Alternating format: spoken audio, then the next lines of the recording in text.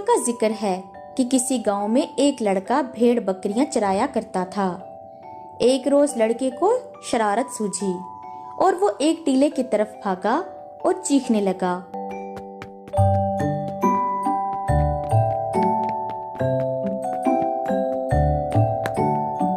गांव वालों, दौड़ो, शेर आ गया, मुझे बचाओ, वो बकरियों पर हमला कर रहा है, मुझे भी खा जाएगा। इसकी चीखों पुकार सुनकर गांव के लोग कुल्हाड़े हथौड़े लेकर जंगल की तरफ दौड़े।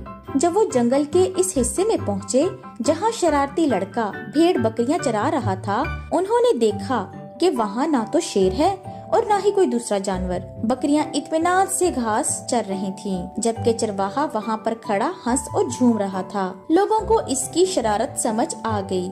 तमाम लोग इसे बुरा भला कहते हुए वापस गांव चले गए। अगले दिन इसको फिर शरारत सूझी और वो फिर बड़े टीले की तरफ भागा और जोर जोर से चिल्लाने लगा। इसकी खौफजदा आवाज में चीखो पुकार सुनकर गांव के लोग इसकी मदद के लिए दौड़े आए, लेकिन लड़के को वहां खड़ा हंसते देखकर उसी के आलम में वापस चले गए। इसके मुसलसल झूठ की वजह से उन्होंने फैसला किया कि अब वो मजीद बेवकूफ नहीं बनेंगे। अब चरवाहा जितना भी शोरगुल करे, कोई जंगल की तरफ नहीं जाएगा। एक दिन अल्लाह का करना ऐसा हुआ कि एक भूखा शेर शिकार तलाश करता हुआ जंगल के इस हिस्से में आ निकला जहाँ शरारती चरवाहा बकरियां चरा रहा था। शेर आया का शोर मचाने वाले लड़के ने जब हकीकत को खुद से इतना करीब देखा तो वो खौफजदा होकर टीले की तरफ भागा और इस पर चढ़कर शोर मचाने लगा। गाँव वालों, दौड़ो, शेर वाकई आ गया है। इस दफा मैं झूठ नहीं बोल रहा हूँ, इसने कई बकरियों को मार दिया है, अब मेरी तरफ बढ़ रहा है। खुदा के लिए मुझे बचाओ वरना मुझे खा जाएगा। गांव वालों ने इसकी चीखों पुकार को मजाक समझकर टाल दिया। आनन फानन शेर इसकी सारी भेड़ बकरियों को चीड़ फाड़ कर खा गया। चरवाहा चीखता रहा,